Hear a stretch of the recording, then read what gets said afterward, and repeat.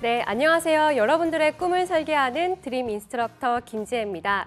네, 저는 오늘 여러분들과 함께 호텔 직무에 대해서 같이 한번 알아볼 건데요.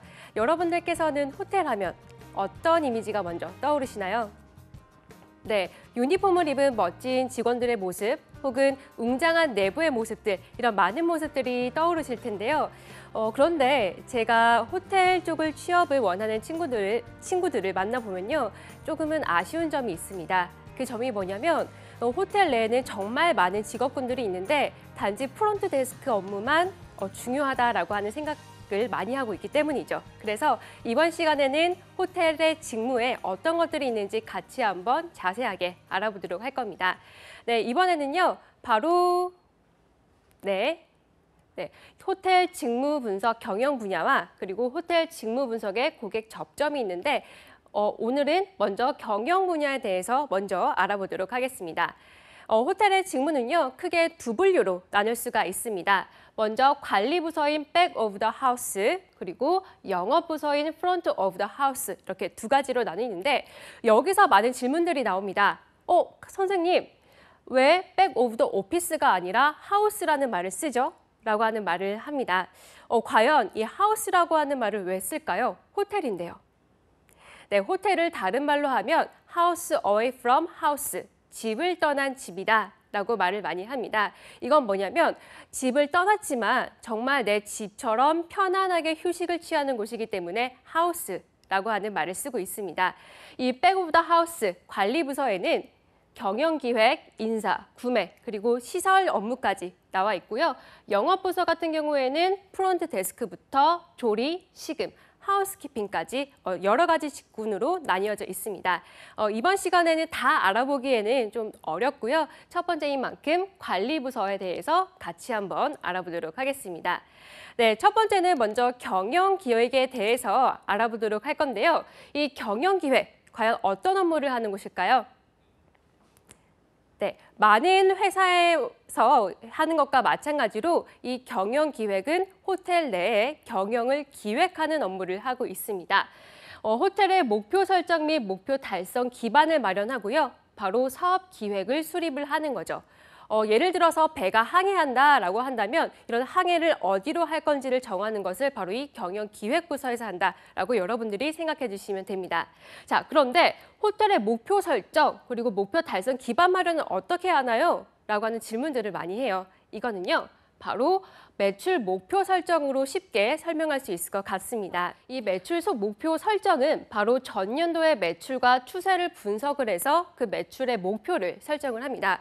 이거는 추후 우리가 어느 정도 투자를 받아야 되고 우리가 어느 정도 영업이익을 내야지 우리 직원들에게 복리후생을 줄 수 있는지를 알아볼 수 있도록 가늠하는 지표이기 때문에 전년도 매출과 추세를 통해서 우리가 다음 연도에 어느 정도의 목표를 설정을 해서 어떻게 이를 달성하기 위한 방안을 마련해야 되는지를 경영기획에서 담당을 하고 있는 거겠죠. 또한 비전 및 중장기 전략을 수립하고 또한 공시 업무를 합니다. 여러분들 공시 업무 많이 들어보셨죠? 그런데 이 공시 업무라는 얘기는 많이 들어봤지만 과연 이게 어떤 일을 하는 건가라고 하는 좀 궁금한 점이 많으실 거예요. 이 공시 업무 같은 경우에는 여러분들이 쉽게 생각하시면 우리가 기업 분석을 하기 위해서 기업의 홈페이지에 들어가서 분석을 할 때 거기서 올라와 있는 자료를 확인을 하거나 혹은 다트에 접속을 해서 거기 회사의 경영 공시 자료를 확인하는 것들을 우리 경영기획부서에서 하고 있는 거죠. 이 경영기획에서 하고 있는 이 공시 업무는 바로 사업 내용이나 재무 상황, 그리고 영업 실정 등을 투자자 등의 제3자가 봤을 때 객관적으로 이해할 수 있는 전체적인 현황들을 매 분기마다 알리는 것을 공시 업무라고 합니다. 그래서 이 회사에서 올리는 이 공시적인 공시 업무, 이 공시 자료를 통해서 이 호텔에 어느 정도 투자할 수 있는지 혹은 우리와 같은 취업 준비생이 이 회사의 영업 전략은 이런 부분이구나 라고 이해할 수 있는 자료를 바로 이 경영기획부서에서 담당하고 있는 것 같죠. 그러면 이 경영기획부서에서 어떤 일을 하기 위해서 어떤 역량을 갖춰야 될까라고 살펴보면요. 바로 첫 번째는 정확한 데이터 관리와 숫자에 익숙해야 됩니다. 아까 말씀드렸던 것처럼 이 경영기획에서 목표를 세울 때에는 전년도 매출을 분석해야 된다라고 말씀을 드렸고요. 이를 분석해서 그 다음 연도의 매출을 우리가 한번 예상해보고 어느 정도 목표를 세워야 되는지 알 수 있다라고 말씀을 드렸습니다. 그렇기 때문에 정확한 데이터 관리와 숫자에 익숙을 했을 때 바로 이 경영기획부서에서 업무를 잘 이행할 수 있는 거겠죠. 또한 신속성과 정확성도 굉장히 중요시 되는데요. 바로 이 자료들을 적시에 보고해야 되는 일이 많기 때문입니다. 만약에 우리가 공시 업무를 합니다. 그런데 이게 자칫하다 늦게 되면 다른 투자자들에게 우리가 투자를 제때 받지 못하는 어려움이 생길 수 있기 때문에 바로 신속성과 정확성이 많이 요구가 되는 거죠. 또한 이에 이어서 이러한 자료를 잘 만들기 위해서는요. 바로 현업부서에 긴급하게 자료를 요청하는 경우도 있습니다. 물론 다른 부서들도 많이 바쁩니다. 하지만 이 경영기획부서에서 관련된 자료를 만들 때 이런 현업부서에서 도와주지 않는다라고 하면은 적시에 그 자료를 공시하지 못하겠죠. 그렇기 때문에 싫은 소리를 해야 되는 상황이 있으므로 이때까지 꼭 저에게 자료를 주십시오라고 하는 결단력이 필요하다는 겁니다. 이 경영기획부서에서 일을 하면 좋은 점이 있습니다. 뭐냐면 우리가 일반적으로 업무를 하거나 아니면 내가 공부를 할 때 나무를 보는 경우가 많습니다. 나무를 보면 어때요? 눈앞에 보이는 거에만 급급하기 때문에 내가 앞으로 어느 것으로 나가야 되는지 어떤 걸 해야 될지 잘 이해하지 못하는 경우가 있습니다.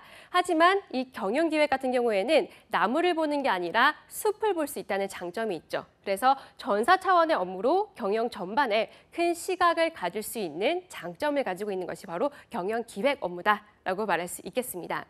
네, 다음은 바로 인사 업무인데요.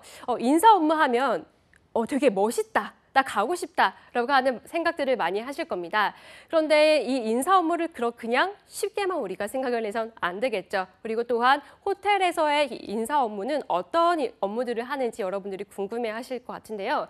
이 주요 업무는 바로 HRM과 HRD로 우리가 나눌 수가 있습니다. 근데 이 HRM 부서라고 하면요. 많은 취업 준비생들이 그냥 인력을 채용하는 곳이라는 생각을 많이 합니다. 하지만 단순하게 인력을 채용하는 곳이다라고 생각을 한다면 큰 오산으로 생각을 하셔야 됩니다. 바로 이 HRM 부서는요. 인력을 채용 관리하는 것뿐만이 아니라 임직원들의 업무에 대한 평가와 보상이 이루어지고요. 또한 급여와 복리후생, 제도 기획까지 하는 곳이 바로 HRM 부서입니다. 자, 호텔의 HRM, 인력 채용 관리라고 말씀을 드렸는데요. 호텔 같은 경우에는 우리 한국 직원들이 근무도 하지만 외국인 직원들이 상당히 많이 근무를 하고 있습니다. 그래서 이 국내에 있는 직원들만 관리를 하는 것이 아니라 외국에서 우리나라로 취업한, 우리 호텔로 취업한 그런 외국인 직원들에 대해서도 비자 관리라든지 아니면 거주 환경이라든지 이런 전반적인 것들을 관리하는 역할을 바로 이 HRM 부서에서 하고 있는 거겠죠. 또한 우리 직원들에 대한 업무가 어느 정도인지 이런 것들을 평가를 해서 나중에 보상 체계나 급여 체계 그리고 복리 후생까지 담당을 하고 있는 겁니다. 그런데 제도 기획은 뭔가라고 하고 좀 궁금해하시는 친구가 있는 것 같아요. 이 제도 기획은 뭐냐면 우리가 회사를 다닐 때 회사를 다니면서 지켜야 될 규율들이 있습니다. 출근 시간이 될 수도 있는 거고요. 혹은 우리가 휴가를 신청을 할 때 며칠 전에 해야 되는지 혹은 어느 통로를 통해서 아니면 어떤 결제를 통해서 돼야 되는지 이런 것들에 대한 법률을, 제도를 모두 HRM 부서에서 만들고 있는 겁니다. 특히나 이 호텔의 HRM 같은 경우에는 우리 호텔이기 때문에 고객을 응대하는 업무를 많이 목격하게 됩니다. 그렇죠? 그래서 이 호텔의 HRM 부서 같은 경우에는 우수사원 포상을 하는데 베스트 스마일상이라든지 아니면 CS 스타상과 같은 서비스 접점에 있는 직원들에게 좀 더 열심히 일을 할 수 있는 그런 적절한 보상도 이루어진다라는 걸 알 수가 있습니다. 네, 그러면 이 HRM 부서에서 일하기 위해서 어떤 역량이 필요한가 살펴봤더니 첫 번째는 정확한 데이터 관리입니다. 아까 경영기획에서도 말씀을 드렸지만 HRM 부서 같은 경우에도 우리가 업무에 대한 평가가 이루어지게 되겠죠. 그리고 이거에 대한 것들을 분석을 해서 나중에 급여를 지급할 때 혹은 어떤 포상이 이루어질 때 참고 자료로 쓰기 때문에 정확한 데이터를 가공할 수 있는 능력이 요구되는 게 HRM 부서입니다. 그리고 또한 업종에 대한 이해와 그리고 커뮤니케이션 능력과 인간미가 필요합니다. 이 HRM 부서 같은 경우에는요, 그냥 직원들을 평가하거나 혹은 채용하는 일을 하는 것만 뿐만이 아니라 어려움이 있는 직원들과 같이 이야기도 나누면서 그 직원들에게 좀 더 일을 잘 할 수 있도록 상담을 해주는 역할도 담당하고 있습니다. 그렇기 때문에 커뮤니케이션 능력과 그리고 호텔 업무 전반을 이해하는 능력도 갖추고 있어야 되겠습니다. 자, 그런데 보안 유지라고 하는 말이 있습니다. 보안 유지는 왜 필요한 걸까요? 네, HRM 부서가 바로 급여를 담당한다고 했었죠. 호텔에서도 마찬가지로 연봉 협상이 이루어지게 되는데요. 예를 들어서 A라고 하는 직원과 B라고 하는 직원의 연봉을 한번 예로 들어보겠습니다. 자, A와 B가 입사 동기예요. 입사 동기인데 A는 정말 일을 열심히 했더니 연봉이 올랐습니다. 연봉이 올라서 예를 들어서 2,800에서 3천만 원까지 오르게 되었어요. 그런데 이 B 같은 경우에는 업무 성과가 그다지 좋지 않아서 그대로 2,800만 원입니다.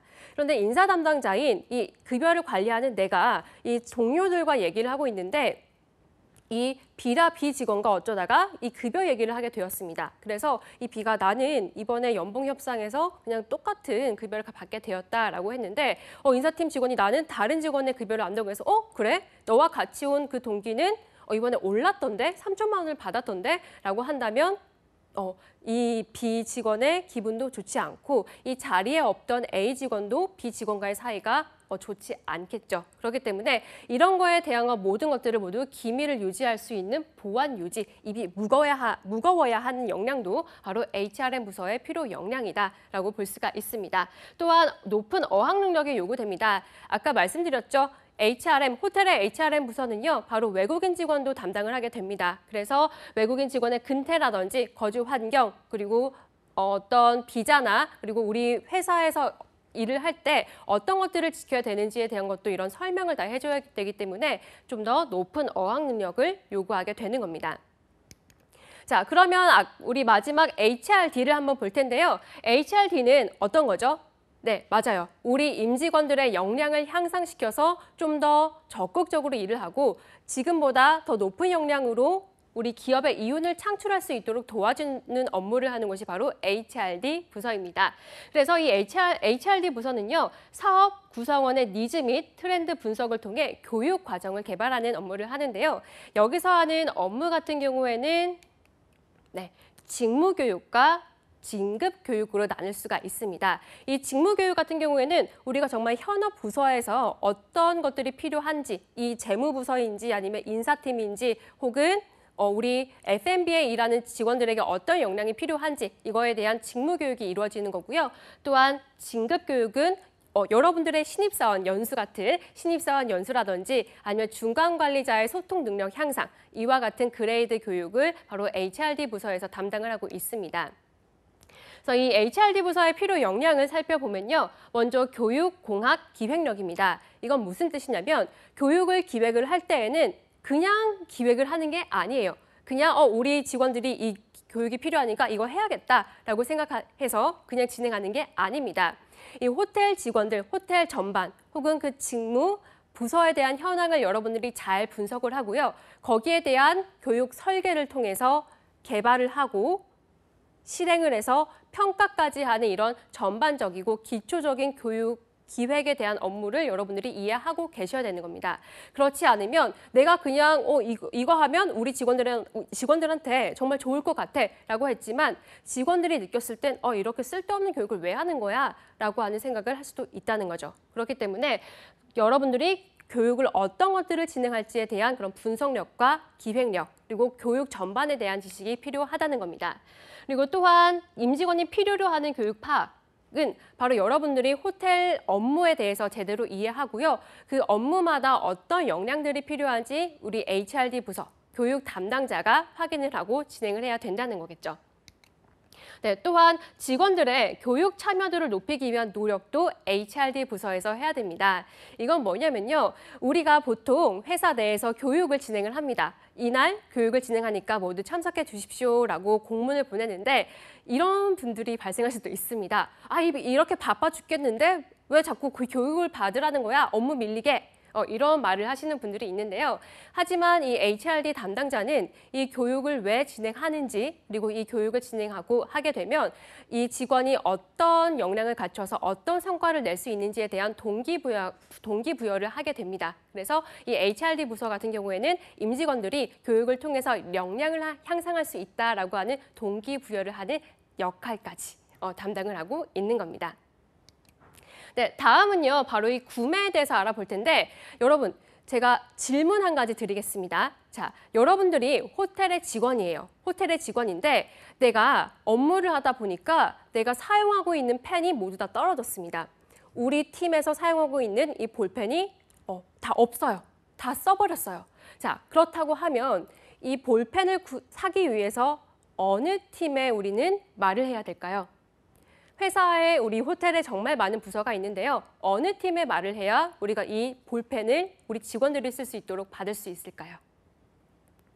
네, 여기 나와 있는 구매팀일까요?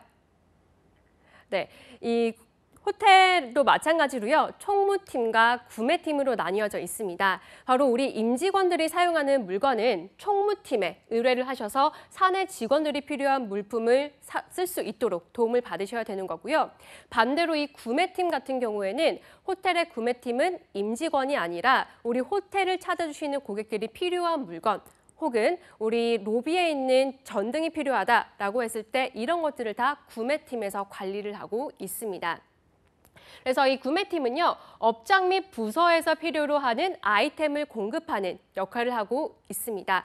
예를 들어서 우리 식음업장에서 포크가 필요하다, 아니면 우리 유리잔이 필요하다, 혹은 하우스키핑에서 우리 침구류가 필요하다라고 했을 때 바로 이 구매팀에서 담당을 해서 이 물건을 구매하고 최적화된 시기에 바로 공급을 하는 거죠.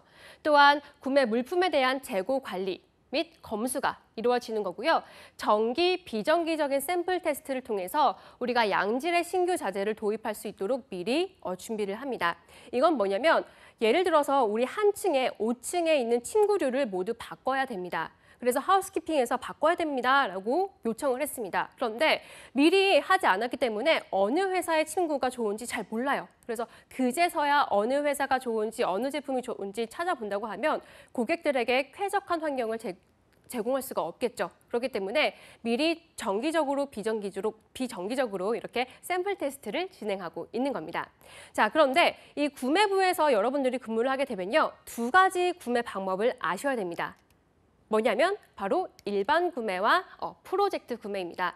이 단순 구매 같은 경우에는 그냥 단순하게 일반적인 물품을 구매하는 걸 우리가 단순 구매다라고 하는데 이 프로젝트 구매 같은 경우에는 우리 호텔을 리뉴얼한다거나 아니면 호텔에서 큰 공연이 있습니다. 그럴 때 거기 공연하는 데 필요한 것들을 대량으로 구매하는 것을 우리가 프로젝트 구매다라고 말을 하고 있습니다. 그런데 여기 보시면 턴키 방식이 있죠. 이 턴키 방식은 뭐냐면 호텔을 리뉴얼하거나 아니면 공연과 관련된 물품을 구입할 때 호텔에서 모두 다 알아서 하기에는 좀 어려움이 있습니다. 왜? 우리 전문 분야가 아니니까. 그렇기 때문에 한 업체에 맡겨서 전체적으로 구매하는 것을 턴키 방식이다라고 얘기하고 있습니다. 그러면 이 구매는 어떤 절차로 이루어지는지 알아봐야겠죠? 네, 자, 이 구매는요, 바로 이런 식으로 이어지게 됩니다. 먼저 해당 부서에서 PR이라고 하는 그 구매 의뢰서를 받습니다. 그러면 이 구매팀에서 협력사를 대상으로 전자 공시를 해요. 그러면 여기에 대한 전자 입찰이 이루어지고요. 여기에 대한 계약, 발주, 그리고 물품 인수를 하게 됩니다. 예를 들면 이런 거죠. 하우스키핑에서 우리 침구류가 필요합니다라고 PR을 보냅니다. 구매팀에. 그러면 이 구매팀에서 그것을 접수하고 공시를 하겠죠. 우리는 이런 것들 필요한데 어느 회사에서 한번 제안서를 줄 건가요? 라고 하는 제안서를 받기 시작을 합니다. 그래서 이 전자입찰은 바로 업체로부터 제안서를 수신하게 되는 거죠. 그러면 이 제안서를 모두 받아서 하우스키핑과 구매부 담당자가 협의를 합니다. 우리 호텔에서 필요한 건 어느 종류의 어떤 양식의 혹은 어떤 품질의 어떤 품질의 신구류다라고 하는 걸 협의를 통해서요. 이런 가이드라인을 제안서를 보낸 그런 회사들에게 모두 보내게 됩니다.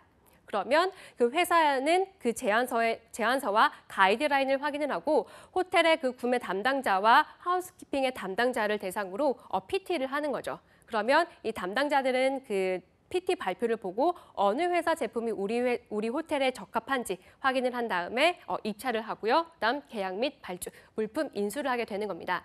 뿐만이 아니라 이 구매팀은요, 호텔의 시금 재료도 직접 구매하는 업무도 담당하고 있습니다. 이럴 경우에는 시금의 담당자와 그리고 구매팀의 담당자가 함께 뭐 원산지를 간다든지 아니면 좋은 품질의 시금 재료를 가지고 있는 곳을 방문을 하는데요.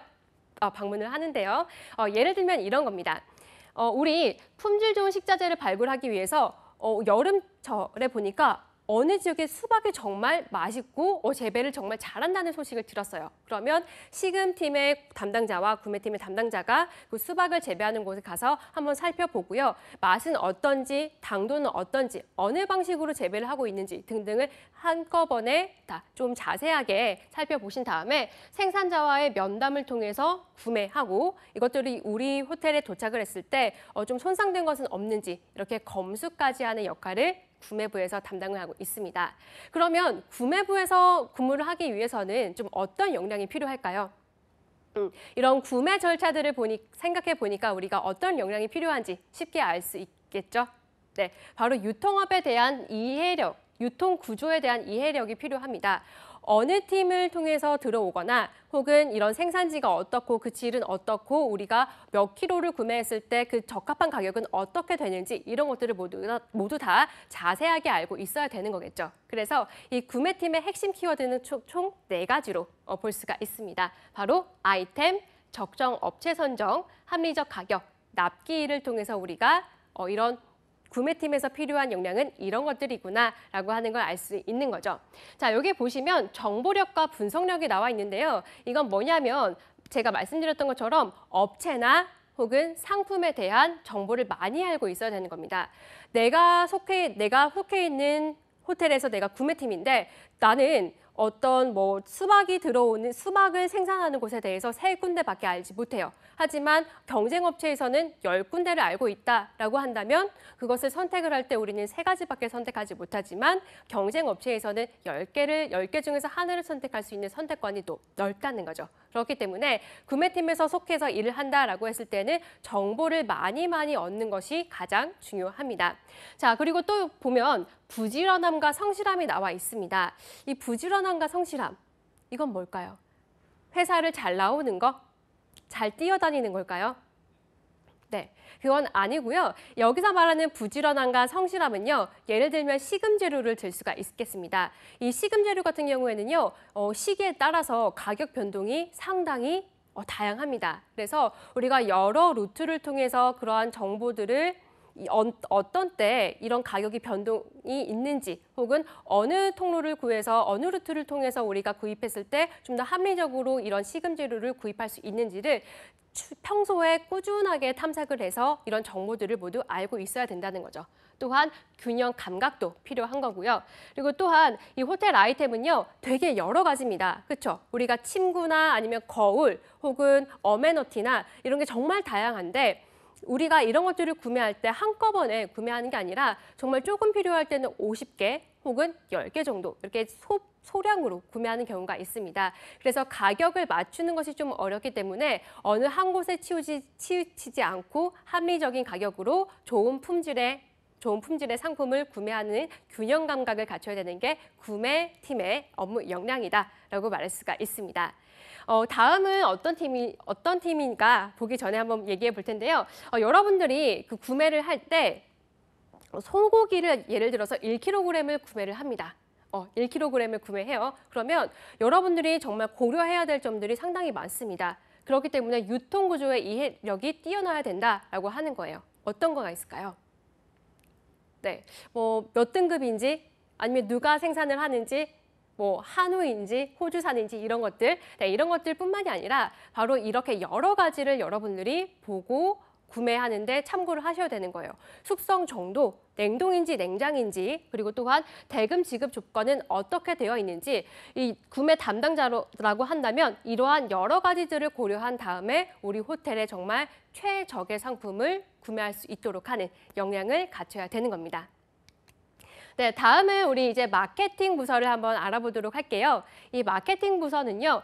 바로 연도별, 분기별, 월별 사업 계획 및 영업 계획을 세우는 것뿐만이 아니라 우리 호텔이 어떻게 하면 고객들에게 좀 더 잘 알려질 수 있는지, 어떻게 하면 이 고객들이 우리 호텔을 찾아오고 여기서 만족할 수 있는지 이러한 업무를 하는 곳이 바로 마케팅 부서다라고 말할 수가 있겠습니다. 이 마케팅 부서에서 핵심 키워드가 있는데요. 혹시 아시나요? 핵심 키워드.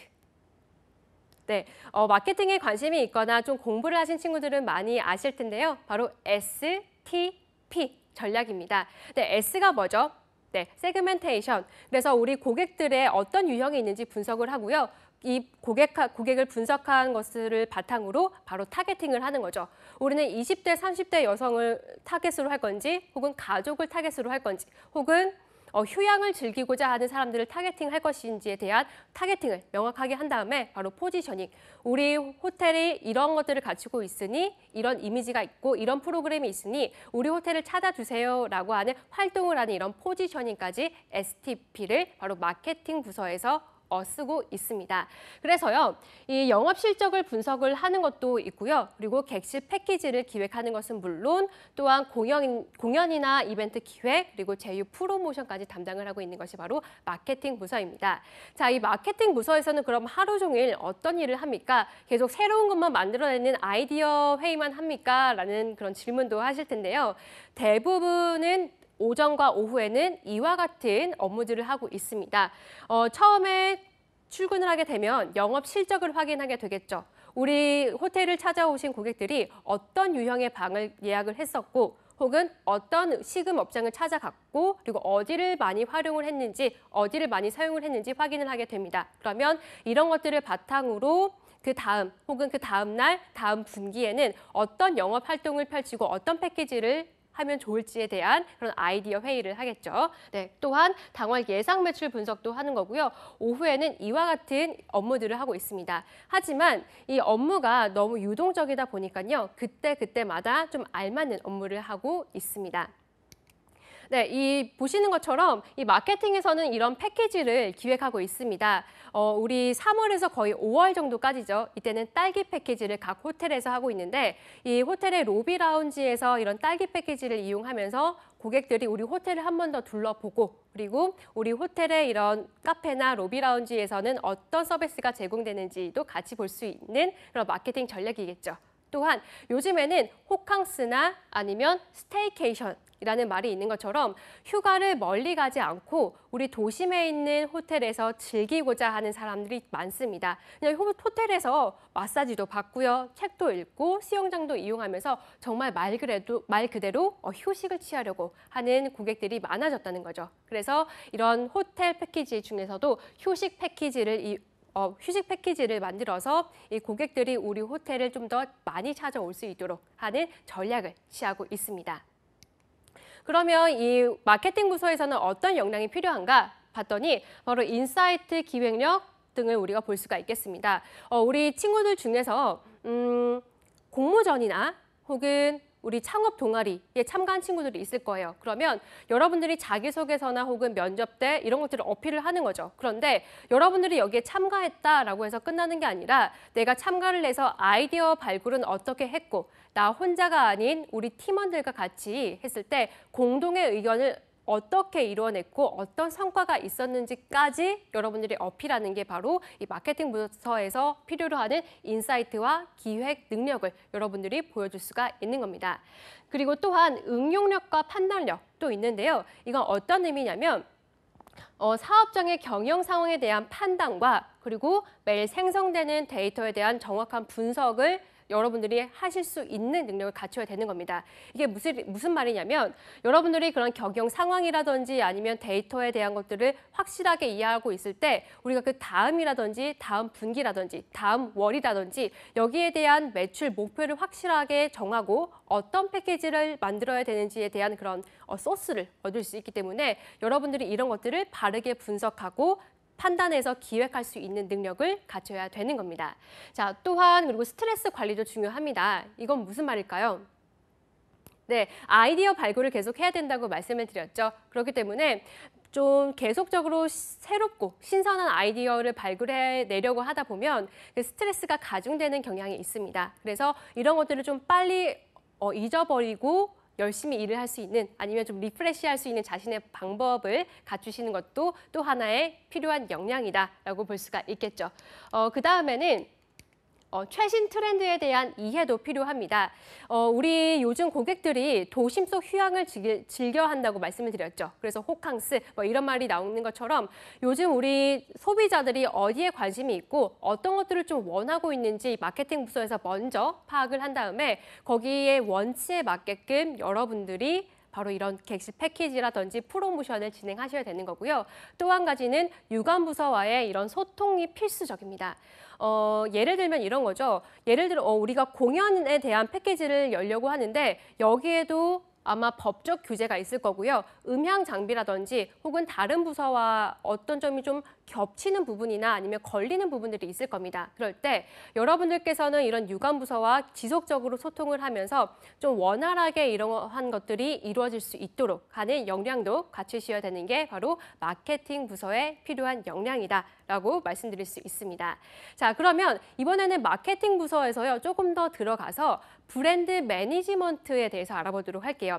이 브랜드 매니지먼트는 여기 보시는 것처럼 신입사원은 브랜드 매니지먼트 직무로 보내지 않습니다. 여기는요, 이 호텔의 전반적인 이해가 이루어져야 되기 때문에 프론트 데스크 1년 혹은 판촉 세일즈 3년 이렇게 해서 거의 4년에서 5년 정도의 경력이 있는 직원들에게 브랜드 매니저라고 하는 직급을 부여하는데 여기서 하는 업무는 바로 마케팅에서 그런 프로모션이나 아니면 패키지를 만들었으면 이런 것들을 바탕으로 우리 회사 이미지가 좀 긍정적이어서 많은 고객들이 우리 호텔로 찾아올 수 있게끔 브랜드 이미지, 브랜드 역량을 강화하는 업무를 바로 브랜드 매니지먼트에서 하고 있는 겁니다. 이 브랜드 매니지먼트에서는 브랜드 이미지를 관리하는 건데 이 CI라고 하는 기업의 통합 이미지와 브랜드 아이덴티티라고 하는 기업의 특성을 합쳐서 브랜드 이미지를 구축을 해서 정말 사람들이 우리 호텔에 대해서 좋은 이미지를 가지도록 만드는 거고요. 최종의 목표는 우리 호텔 이외에는 다른 호텔이 좋다라고 하는 생각이 들지 않게끔 하는 것이 브랜드 매니지먼트의 최종 목표입니다.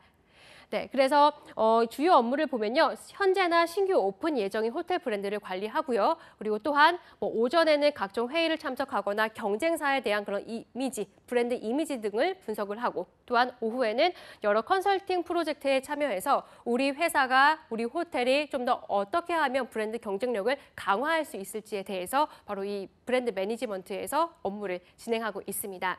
이 브랜드 매니지먼트에서는요. 이와 같은 호텔의 바로 네이밍을 하는 거겠죠. 최근에 오픈한 시그니에 시그니처 플러스 롯데라고 하는데 최고의 롯데 중에서 최고다라고 하는 그런 의미를 가지고 있다고 하네요. 그래서 이렇게 의미를 만들어내는 것도 다 브랜드 매니저가 하는 역할이다라고 볼 수가 있고요. 그러기 위해서는 이런 하나의 스토리 그리고 우리 브랜드의 이미지를 만들어낼 수 있는 스토리텔링 능력과 창의력 그리고 기획력도 갖추고 있어야 되는 게 브랜드 매니저로서의 역량이다라고 말씀드릴 수가 있겠습니다.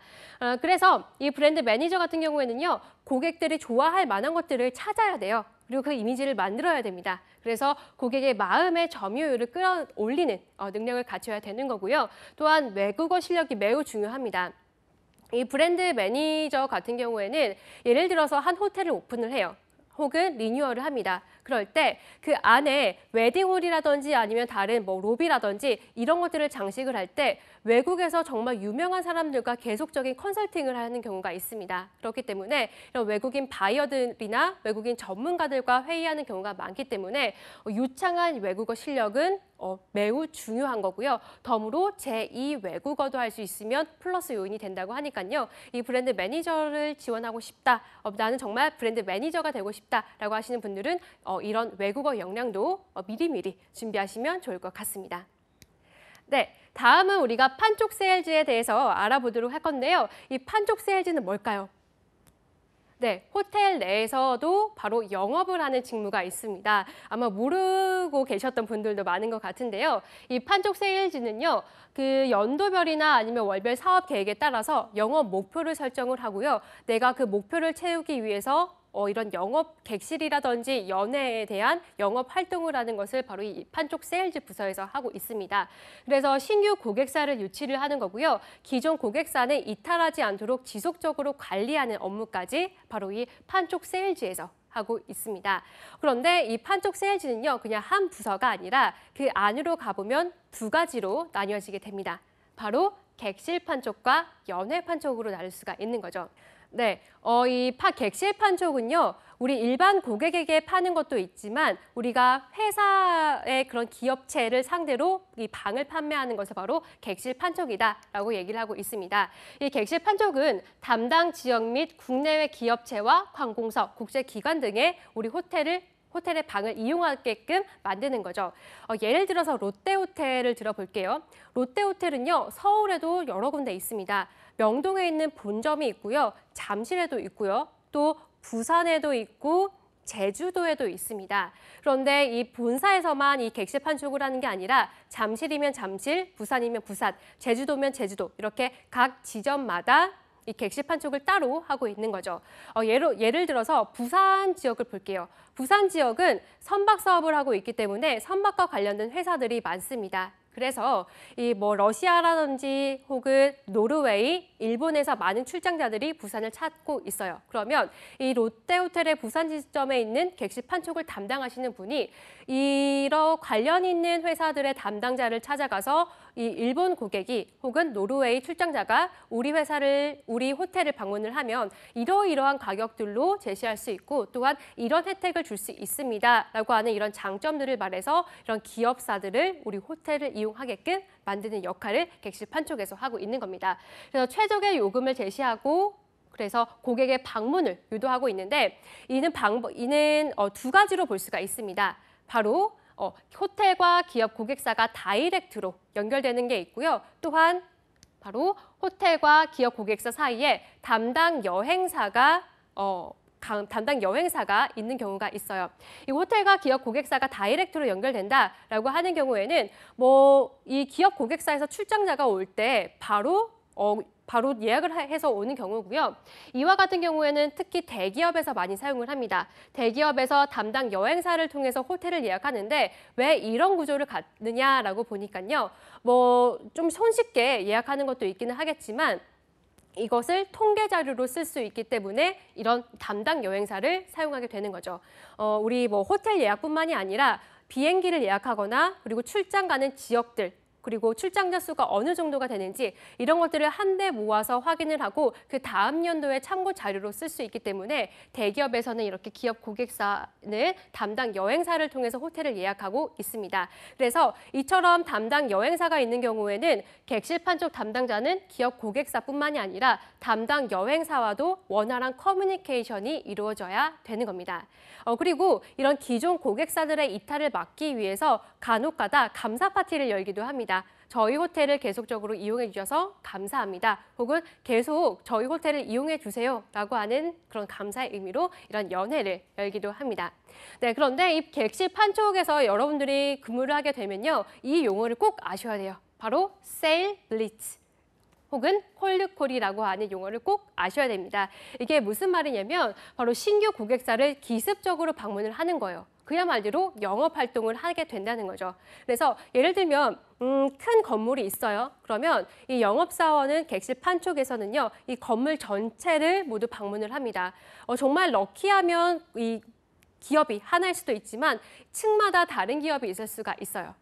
그래서 잠재 고객을 확보하는 거기 때문에 그 층마다 다른 회사를 방문을 할 수도 있고요. 그 작은 회사라고 해서 방문을 하지 않을 수가 없습니다. 작은 회사가 뭐 5성급이나 4성급 호텔을 사용하는 건 어렵기도 하겠지만 그 회사의 CEO가 그런 좋은 호텔, 5성급, 4성급 호텔을 방문하는 경우도 있기 때문에 여러분들께서 만약에 객실 판촉이다라고 할 때에는 모든 곳을 다 두루두루 방문할 수 있도록 해주셔야 됩니다. 그리고 또한 이런 세일 블리치를 하는 이유는요. 매년 9월에서 12월경이면 RFP라고 하는 것이 이루어집니다. Request for Proposal. 라고 하는데 정말 이 호텔을 계속적으로 우리 출장자들이 우리 기업이 가도 되는지에 대한 것들을 평가하는 기간이에요. 그렇기 때문에 여기서는 이탈될 수도 있고 지속적으로 사용할 수도 있기 때문에 이 이탈되는 충격을 최소화하기 위해서 세일 블리치를 시행하고 있는 겁니다. 또한 우리가 호텔 투어, 우리나라에서는 룸쇼라고 하는 용어를 많이 쓰는데요. 이는 고객을 호텔로 불러서 우리 호텔의 시설들을 보여주는 거예요. 객실은 어떻고 그리고 식사하는 곳은 어떤지. 그래서 쾌적한 환경을 보유하고 있습니다라고 하는 것들을 보여주는데요. 이때는 뭐 비즈니스 상으로 사용하기도 하고요. 혹은 점심 혹은 저녁 식사를 대접하기도 하는데 이때는 뭐 세일즈 부서에서 돈을 지불하거나 고객사에서 돈을 지불하지 않습니다. 바로 ENT를 적용한다라고 하는데요. 엔터테인먼트의 약자로서 이렇게 고객을 접대를 할 때 좀 즐거운 마음으로 이따 가십시오라고 해서 무료로 그런 식음이나 식사나 아니면 음료를 사용할 수 있게끔 ENT라고 하는 시스템을 적용하고 있습니다. 자, 그러면 다음에 볼 거는 연회 판촉이겠죠. 네, 이 연회 판촉은요, 연회를 판매하는 겁니다. 연회를 세일즈하는 거예요. 그래서 뭐 일반적인 뭐 세미나라든지 컨퍼런스가 있고요. 그리고 호텔에서 하는 웨딩도 있을 수 있고요. 공연도 바로 연회 판촉에서 담당하고 있습니다.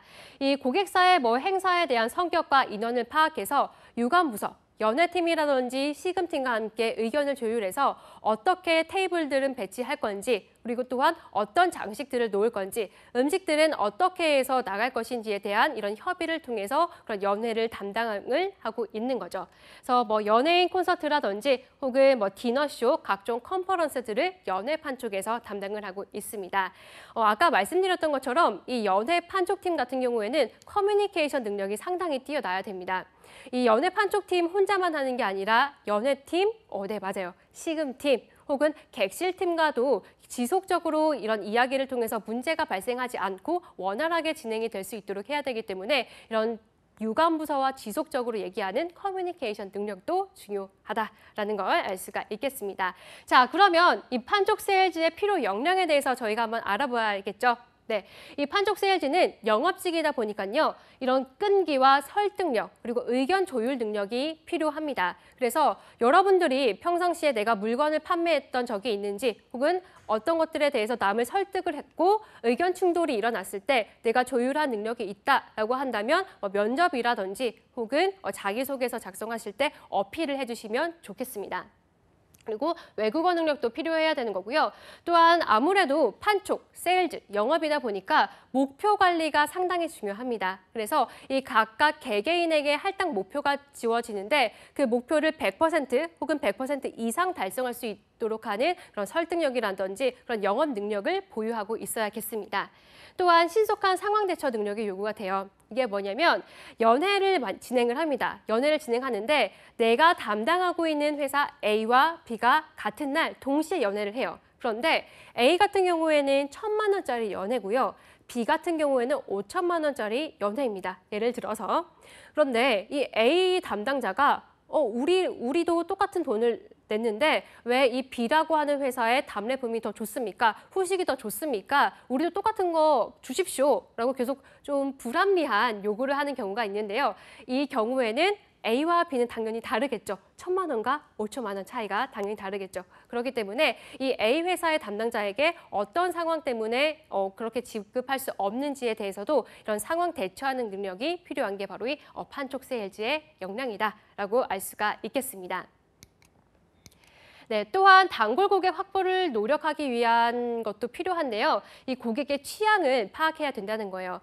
그 객실판 쪽 같은 경우에는 기업의 출장자가 계속적으로 우리 호텔을 찾아올 수 있도록 그런 베네핏을 제공해야 되는데, 예를 들어서 A라고 하는 회사의 담당자는요, 이 출장자는요, 선호하는 객실이 좀 더블 디럭스, 큰 침대를 원하고요, 논스모킹을 원하고, 그리고 베개도 거위털 베개 혹은 그냥 일반 베개만 원합니다. 그리고 어메너티, 샴푸 같은 것도요, 한 개가 아니라 꼭 두 개가 있어야 된다는 걸 지속적으로 요구를 해요. 그러면 객실 판촉팀에서 이를 먼저 확인을 해서 이처럼 만들어 놓는 거죠. 그래서 이 고객은 어떤 방을 선호하고, 그리고 시티뷰를 원하고요. 그리고 가장 기본적인 베개를 원하며, 그다음에 HDMI 케이블이 없는 경우에는 꼭 방에 먼저 갖다 놔야 된다라고 하는 것들에 대한 그 선호도를 작성해 놓습니다. 그러면 이 A라고 하는 출장자가 우리 호텔에 방문했을 때 미리 프론트 데스크라든지 아니면 하우스키핑에 전화를 해서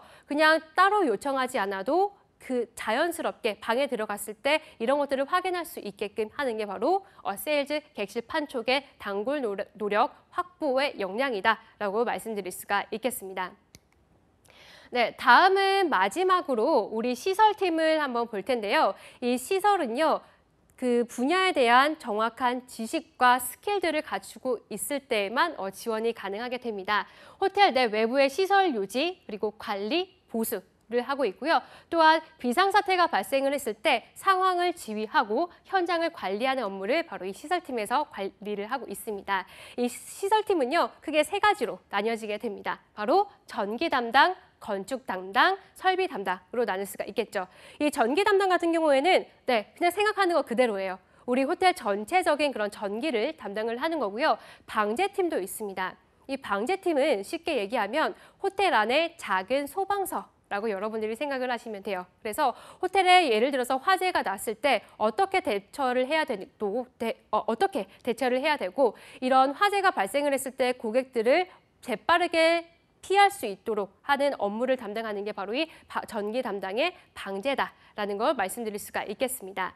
자, 다음은 건축 담당인데요. 이 건축 담당은요, 우리 호텔의 건축, 그래서 뭐 리모델링이라든지 아니면 외벽 관리를 하거나 이런 내부를 관리를 하거나 혹은 조경까지 담당을 하고 있습니다. 이 조경 같은 경우에는 우리 호텔 밖에 있는 나무들 있죠. 나무라든지 아니면 잔디밭이라든지 이런 시설들이 있는데 이런 것들을 모두 담당을 하는 게 조경부서입니다. 그래서 어떤 나무를 심으면 좋은지, 그리고 물은 언제 줘야 되고, 이런 가지치기를 하는 시기는 어느 것이 언제인지를 담당하는 것도 바로 건축의 조경 담당이 하고 있는 거죠.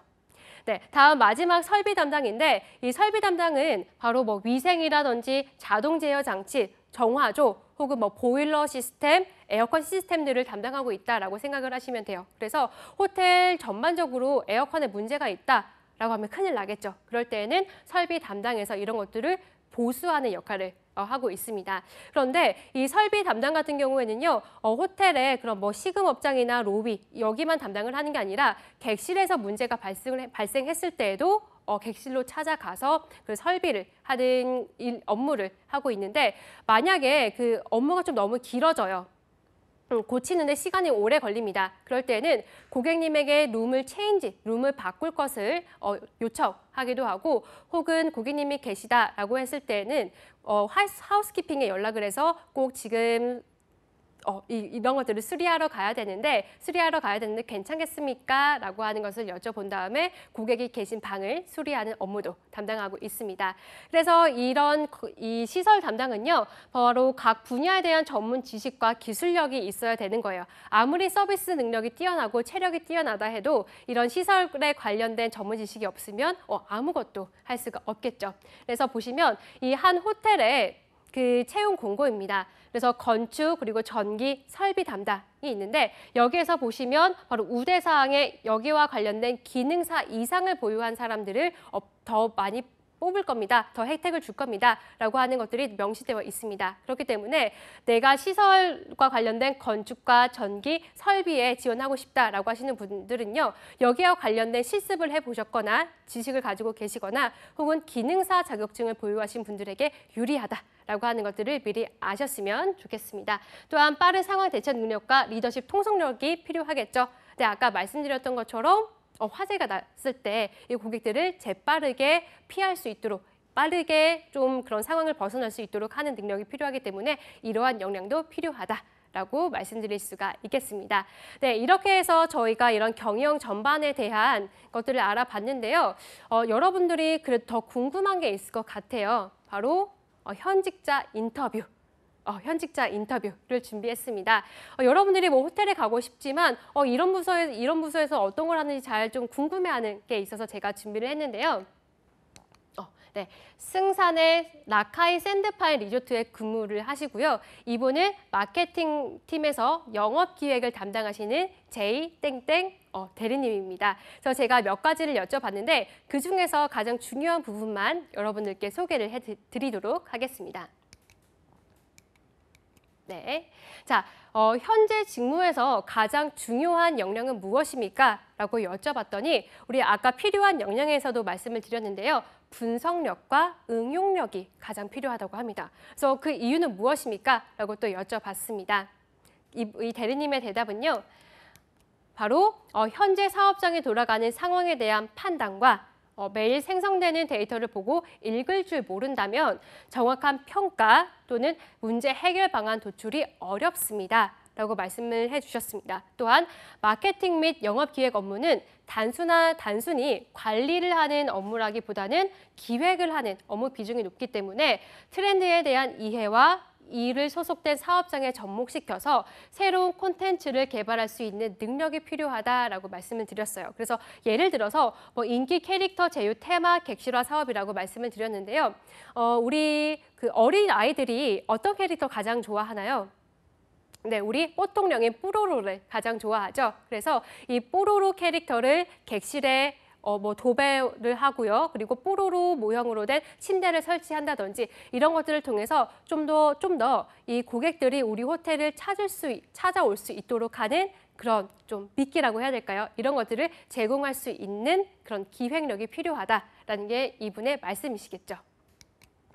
네, 그래서 지원자들에게 꼭 해주고 싶은 말은 무엇입니까? 라고 여쭤봤더니 이렇게 좀 길게 자세하게 말씀을 해주셨습니다. 지원하는 부서 직무에 대한 관심 그리고 지식 외에도 다양한 분야에 관심을 갖는 것을 추천해 드립니다. 라고 말씀하셨어요. 이 고객 응대 시 고객을 응대를 할 때에도 여러 관심사들이 큰 도움이 되겠죠. 왜냐하면 고객을 만났는데 이 고객이 미술이라든지 아니면 영화 혹은 스포츠에 관심이 있습니다. 그러면 이런 얘기를 하면서 좀 더 유대 관계를 형성할 수 있기 때문에 여러 분야에 좀 관심을 가져야 된다라고 하는 말씀을 해주신 거고요. 또한 업무 추진 시에도 다양한 정보와 관심, 취미가 도움이 되기도 합니다. 마찬가지겠죠. 여러분들이 마케팅 부서에서 근무를 한다라고 했을 때 내가 한 가지만 좋다고 해서 여기만 몰두하는 게 아니라 여러 가지에 대한 흥미와 그리고 취미 활동 정보를 알고 계신다면은 이런 패키지를 구성하실 때에도 좀 더 풍부한 그런 서비스를 제공할 수 있는 기틀을 마련할 수가 있는 거겠죠. 그리고 호텔 리조트뿐만이 아니라 각 분야의 전문 지식을 가진 사람들이 협업하여 기대 이상의 결과를 만들어내는 것이 바로 최근의 비즈니스 환경이라고 합니다. 그렇기 때문에 빠른 이해와 적응력을 위해서는 평상시에도 꾸준히 관심을 갖고 들여다보는 자세가 필요합니다라고 말씀을 해주셨네요. 그래서 마케팅 관련 직무 지원자에게는 반드시 필요한 부분입니다라는 말까지 잘 해주셨습니다. 네, 지금은 마케팅 담당자분께서 하신 말씀이시겠지만 호텔을 취업하시는 분들이라고 한다면 누구나 다 여러 영역으로 관심을 가지셔야 되는 것 같습니다. 네, 그리고 여러분들에게 꼭 알려주고 싶은 정보가 있는데요. 바로 2017 호텔쇼를 꼭 알려드리고 싶습니다. 이 호텔쇼는요, 국내의 호텔 산업 동향뿐만이 아니라 우리 시금에 관련된 트렌드 그리고 호텔 투자라든지 관련 서비스 업체에 대한 이런 모든 것들이 이루어지는 박람회라고 여러분들이 생각을 하시면 돼요. 그래서 이 호텔에서 어떤 물품들을 쓰고 있는지 그래서 좀 구매팀에서도 많이 오기 때문에 구매 업무를 희망하시는 친구들이나 혹은 호텔에 정말 취업하고 싶은데 호텔에서는 어떤 업무들이 이루어지고 또한 어떤 것들에 좀 관심을 가지면 좋겠는지 잘 모르겠다 하시는 분들은요. 이 10월 달에 열리니까요. 지금 사전에 신청을 하셔서 이 호텔쇼에 방문하시는 걸 추천을 해드리겠습니다. 네, 저도 사전을 신청을 했어요. 그래서 아마 이 10월 달에 여기를 방문하면 저를 보실 수도 있을 것 같은데요. 여러분들께서 호텔에 정말 관심이 있으시다고 하면요.